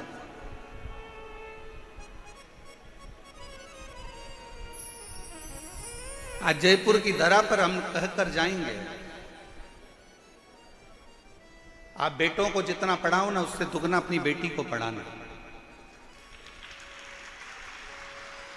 इस पवित्र भूमि से हम कहकर जाएंगे, तुम बेटों को जितना अध्ययन कराओ, उससे दुगना बेटी को पढ़ाना। और याद रखना, बेटी की शादी जब करो ना, तो कन्यादान देने की जरूरत ना पड़े, बेटी को शिक्षा का दान ऐसा देकर भेजें। अपनी बेटी में वो शिक्षा देकर भेजना, उसको संस्कार देकर भेजना, उसको अच्छे कॉलेज में, अच्छे स्कूल में अच्छी एजुकेशन उस बेटी को कराना। स्वामी विवेकानंद जी को भी जन्म देने वाली एक स्त्री है, रामकृष्ण परमहंस को भी जन्म देने वाली एक स्त्री है, मीराबाई को भी जन्म देने वाली एक स्त्री है, कर्माबाई को भी जन्म देने वाली एक स्त्री है, महाराणा प्रताप जी को भी जन्म देने वाली एक स्त्री है, छत्रपति वीर शिवाजी को भी जन्म देने वाली एक स्त्री है। अगर नारी उच्च शिक्षा को ग्रहण करती है और कोई अच्छे गुरु के सानिध्य में रहकर जब वो शिक्षा ग्रहण कर लेती है, तो जीजाबाई, अहिल्याबाई, झांसी की रानी लक्ष्मीबाई जैसी जन्म लेकर अपने बच्चों को जन्म देती है।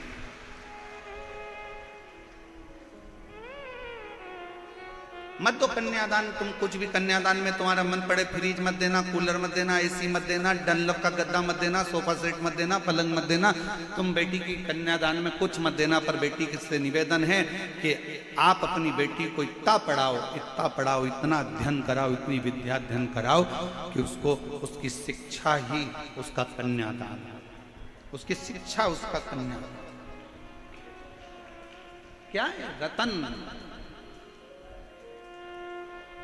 ईश्वर गोरा जी की साक्षी में जरा विचार करिएगा, कितना सुंदर प्रसंग आया है। कन्याकुमारी गए हो कभी? कौन कौन गया, हाथ उठाओ जरा। गए हो?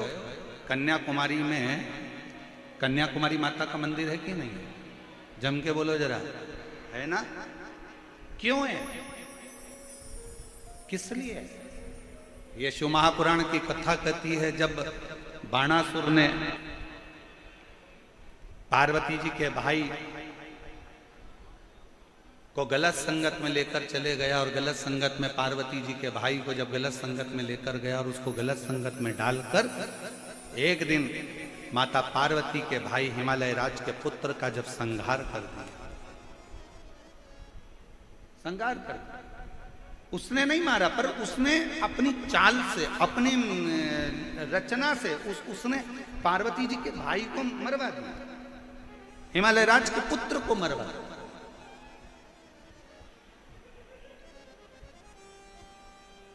पार्वती जी तो बहुत छोटी थी, बहुत छोटी। पार्वती जी ने 6 वर्ष की अवस्था में अपनी माता मैनावती से पूछा, मां मेरा भाई मारा गया। मां, पिता हिमालय राज, मैं जाकर स्वयं बदला लूंगी। हिमालय राज ने कहा, बदला लेने के लिए केवल पराक्रम की या बहुत वीरता की जरूरत भी नहीं होती, बदला लेने के लिए थोड़ी बुद्धि की भी जरूरत होती है। अभी कई लोग सोशल मीडिया पर डाल रहे हैं कि एक युद्ध हथगोलों से लड़ते हैं, एक युद्ध बंदूकों से लड़ा जाता है, तोपों से लड़ा जाता है, गोलियों से लड़ा जाता है, और एक युद्ध बुद्धि से लड़ा जाता है।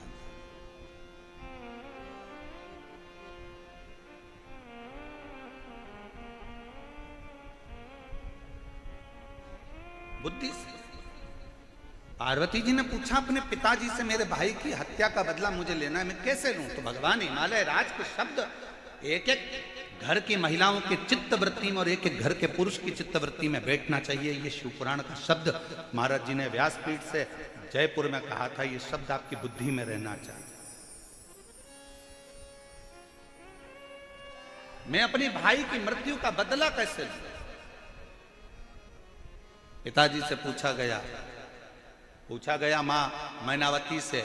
पिताजी ने कहा, तलवार उठाकर जाओगी और मार दोगी, इससे बदला नहीं होगा। तुमने आक्रमण कर दिया, इससे बदला नहीं होगा। थोड़ा बुद्धि से भी बदला लिया जाता, शांति से भी बदला लिया। थोड़ी धीर धरो, मन घबराओ नहीं, प्रभु मिलेंगे कभी ना कभी। क्यों चिंता करती हो?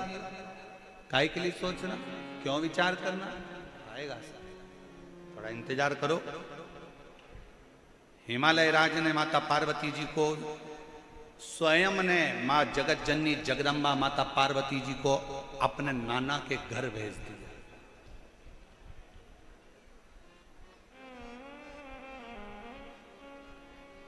पार्वती जी को अपने नाना के घर भेजा। कौन है पार्वती जी के नाना?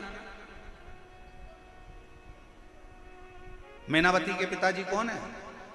पितृलोक में रहने वाले पितर, क्योंकि पितरों की 3 लड़कियां थी, मैना, धन्या और कला। विद्येश्वर संहिता शिव महापुराण में वर्णन किया गया। पितरों की 3 कन्या, मैना, धन्या, कला बैठी हुई थी। उठी, सनकादि ऋषि तप कर रहे थे और वहीं से निकल कर चली गई। उनका जो लहंगा था उसमें रतन जड़े हुए थे। वो रतन जड़ने के कारण सनत कुमारों की जंघा पर चोट लगी, और जंघा पर जब चोट लगी तो वो जंघा छिला गई। सनत कुमार को क्रोध आ गया और उन्होंने क्रोध में आकर कह दिया कि तुम पितरों की 3 बेटियां हो, पितृलोक में रहती हो, और पितरों के धाम में रहने के बाद भी, जहां इतनी शिक्षा है, जहां इतना अध्ययन है, और वहां रहने के बाद भी तुम मेरा अपमान कर दी। मैं तुम्हें श्राप देता हूं कि तुम मृत्यु लोक में जन्म लोगी, तीनों की तीनों मृत्यु लोक में जन्म। तो तीनों ने क्षमा मांगी, हमको क्षमा कर, हमारा कल्याण कैसे होगा? तो कहा, तुम तीनों पृथ्वी पर तो जन्म लोगी, पर तुम तीनों की गोद में 3 देवियां खेलेंगी। मैना की गोद में पार्वती जी खेली,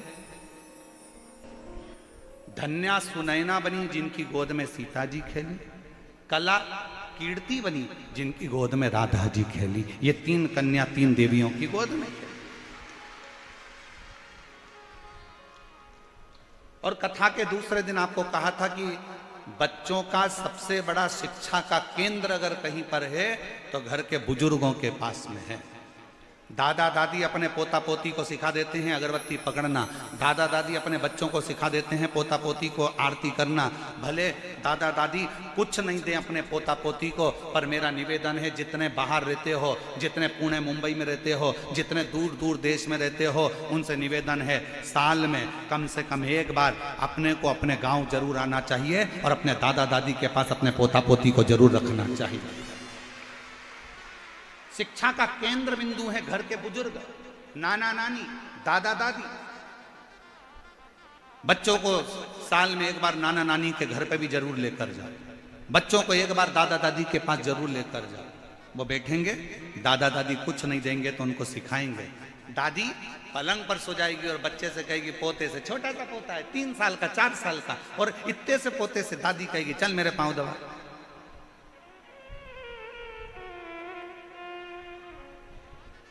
चल मेरे पांव दबा। अब पोता कितना बड़ा, जम के बोलो जरा, कितना बड़ा? 4 साल का, 3 साल का। इतने में तो माँ को गुस्सा आ जाता है, मम्मी तुम्हें शर्म आना चाहिए, इतना सा लड़का मेरा, और आज की बहुओं का मुंह फूल जाता है। आज की बहुओं का मुंह में ना जाने क्या हो गया कि उनका मूड ऑफ हो जाता है। मम्मी तुमने मेरे बच्चे से पानी मंगवा लिया, मम्मी घर में क्या नौकर नहीं थे, मेरा बच्चा नहीं ला। अरे दादा दादी अगर बच्चे को पानी लेना है, रसोई घर में भेज रहे हैं, तुम खुश होना। दादा दादी बच्चे से कह रहे हैं मेरे को बाम लगा दे, खुश होना। दादा दादी अगर बच्चे से कह रहे हैं कि मुझे दवाई ला दे, खुश होना। दादा दादी अगर तुम्हारे बच्चे से, तुम्हारे पति से नहीं, तुम्हारे घर के पोता पोती से अगर कह रहे हैं, ए बेटा मेडिकल चले जा, सामान ला दे, ए बेटा सब्जी लिया, तो गुस्सा मत होना। दादा दादी उस बच्चे को सिखा रहे हैं कि जिस दिन तेरे माँ बाप बूढ़े हो जाएंगे, तुझे इसी तरह से सेवा करना है जो आज मेरी कर रहा। पर हमारी रीत उल्टी हो गई साहब, हमने उल्टा सोचना चालू कर दिया। मम्मी मेरे बच्चे को काम मत बता, मम्मी मेरे बच्चे को काम मत बता, वो जेठानी का बच्चा है उसको बताओ, देवरानी का बच्चा उसको बताओ, मुझे मेरे बच्चे को मत बताना। मेरे बच्चे से पाँव दबा, छोटे से बच्चे को दादा दादी नाना नानी काम बताएं, तुम प्रसन्न होना, वो समझाएं प्रसन्न होना, क्योंकि नाना नानी और दादा दादी आपके बच्चे को कुछ नहीं देंगे तो अच्छा संस्कार जरूर देकर जाएंगे और वो आपको श्रेष्ठ बनाकर। बुरा मत मानिए। और यहां अगर कोई जीजियों को मेरी बात का बुरा लग रहा हो तो मैं क्षमा चाहूंगा इस बात के लिए। अगर हमारी वाणी से अगर आपको ठेस पहुंच रही हो ना तो क्षमा चाहूंगा, पर निवेदन है दादा दादी के पास नाना नानी के पास बच्चों को लेकर जाइए, लेकर जाइए जरूर। उनको जो शिक्षा मिलेगी वो दुनिया में कहीं नहीं मिलेगी। शिव महापुराण की कथा कहती है पार्वती जी को उनके नाना जी के घर शिक्षा ग्रहण करने के लिए भेजा था। अगर तो कोई तुमसे पूछे कि पार्वती जी के गुरु कौन थे तो कह देना उनके नाना नानी, पितरलोक में जो विराजमान थे वो उनके नाना नानी स्वयं गुरु थे पितृलोक में।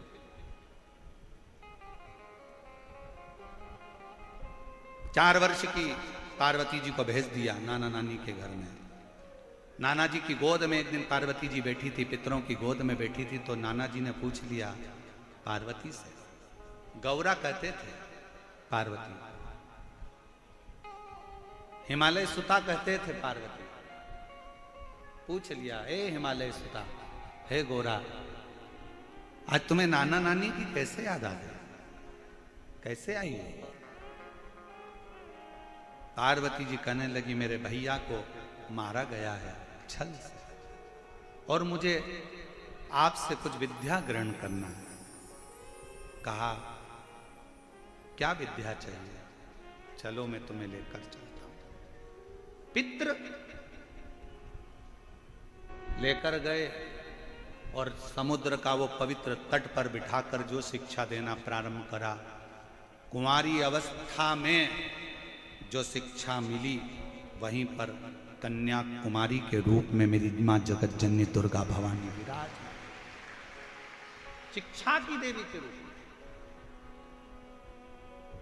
बल मिला।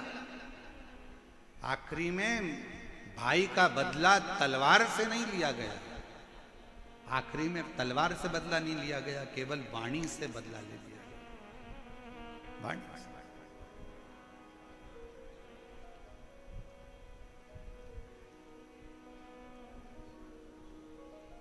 एक नाना नानी क्या देंगे बच्चों को? एक बेटी का बाप अपनी लड़की के कन्यादान में अगर कुछ देना तो हमारा निवेदन है कि वस्तु से ज्यादा ध्यान रखना अपनी बेटी के कन्यादान में। ओ मेरी जीजाओं, मेरी बेटियों, बेटाओं, मेरी माताओं, मेरा निवेदन है अपनी बेटी के कन्यादान में कुछ देना, कहीं मत देना, ये आपकी मर्जी है। पर आज व्यासपीठ से ये सीख कर जाना कि मैं अपनी बेटी को अच्छे स्कूल में पढ़ाऊंगी, अच्छे कॉलेज में पढ़ाऊंगी, उसको अच्छी शिक्षा दिलाऊंगी, उसकी अच्छी एजुकेशन।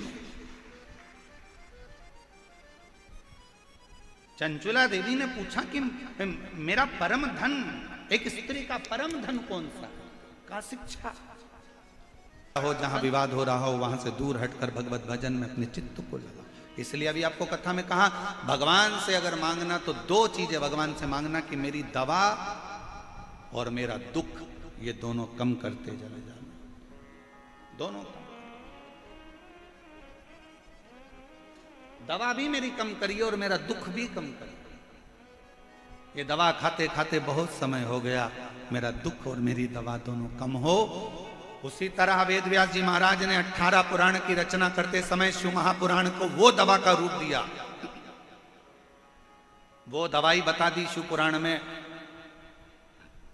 18 पुराण में से शिव महापुराण को वो दवा बता दी कि ये दुनिया के कलिकाल का सारा दुख अगर कोई दिल से शिव महापुराण की कथा को जब सुन लेगा, दिल से जब वो श्रवण कर लेगा, तो उसकी जिंदगी में ना दवा की जरूरत पड़ेगी, ना कोई दुख आएगा, और वो भगवान की भक्ति में लगा।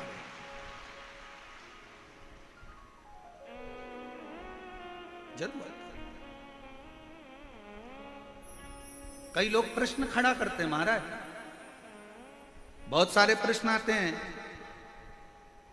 इतने प्रश्न खड़े करते हैं लोग बाग महाराज जी, इतना इतना प्रश्नों का वर्णन है। एक व्यक्ति ने प्रश्न करा बिहार में, अब बिहार तो बिहार ही है, तो वहां प्रश्न खड़ा कर दिया कि तुम कहते हो भगवान भगवान भगवान, भगवान तो दिखता ही नहीं है, भगवान तो नजर ही नहीं आता, कहां है भगवान, कहां है ईश्वर, वो दिखता ही नहीं। हम कहते हैं वो दिखता नहीं है तो भी वो दुख हर लेता। आप सबने परीक्षा दी है, अरे बोलो तो जम के, कोई ना कोई परीक्षा तो दी होगी। परीक्षा हॉल में बैठते हो तो किताब दिखती है, जम के बोलो जरा। विज्ञान, गणित, अंग्रेजी, हिंदी, जिसका भी तुम एग्जाम देने के लिए बैठे हो, देखकर लिखने देते हैं, जम के बोलो जरा। नहीं। सामने किताब होती है, नहीं। 20 क्वेश्चन होता है, नहीं। सामने कोई बुक होती है, नहीं। क्या करना पड़ता है? बिन देखे लिखना पड़ता है। जब बिन देखे लिखोगे तो रिजल्ट जो आएगा वो तुम्हारे पक्ष में आएगा। और मान लो सामने किताब रख ली और तुम लिखने बैठ गए तो क्या कहलाओगे? नकल चोटे, और तुम्हारा फॉर्म भरा जाएगा और तुम्हें परीक्षा से निकाल दिया जाएगा, तुम्हारा रिजल्ट नहीं आएगा और तुम्हें फेल मान लिया जाएगा। बोलो सही है कि गलत है? अगर तुमने देखकर लिखा तो तुम्हारा रिजल्ट बिगड़ गया। तुमने बस, तुम्हारे सामने किताब नहीं है, कुछ नहीं है, सामने कोरी कॉपी है और तुम उस कोरी कॉपी पर अपना याद किया हुआ लिख रहे हो, उसको याद कर रहे हो, तो जो रिजल्ट आएगा उसमें तुम पास हो जाओगे। देखकर लिखा तो नकल कहलाएगी, तुम्हें निकाल दिया जाएगा। अगली परीक्षा में बैठना, 1 साल तक तुम परीक्षा नहीं दे पाओगे, तुम फेल हो जाओगे। लोग कहते हैं तुम्हारा भगवान दिखता नहीं है, हम कहते हैं वो दिखेगा तो फेल हो जाओगे, अगर नहीं दिखता तो पास हो जाओगे। वो नहीं दिख रहा है तो पास हो, उसको याद करो। परीक्षा हाल में याद किया जाता है, साइन थीटा से कॉस थीटा पर कैसे जाना है, कैसे क्या करना है, ये ध्यान दिया जाता है।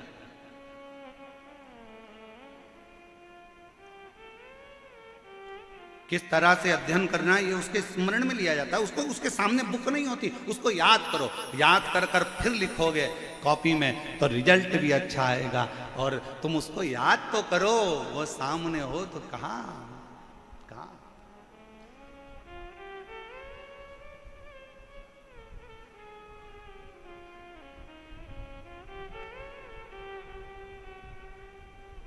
वो कहते हैं ना, बस एक आस उससे बंधी होना चाहिए। एक आस,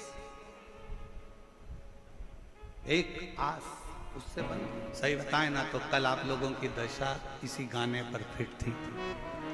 बिल्कुल यही गाना तुम्हारे ऊपर फिट हो रहा था। आंखों से आंसू ढल रहे थे महाराज। 3 दिन 4 दिन की कथा हो और बाबा हो दशा। बोलो कल आप लोगों ने कई जीजियों के आंख में ऐसे आंसू देखे होंगे जिनको कभी रोते नहीं देखा। वो भी कल शिव के लिए रो रहे थे, वो भी कल शिव के लिए। उनकी आंख में जल भरा। कितनी वो कहा, कितनी बेचैन हूं मैं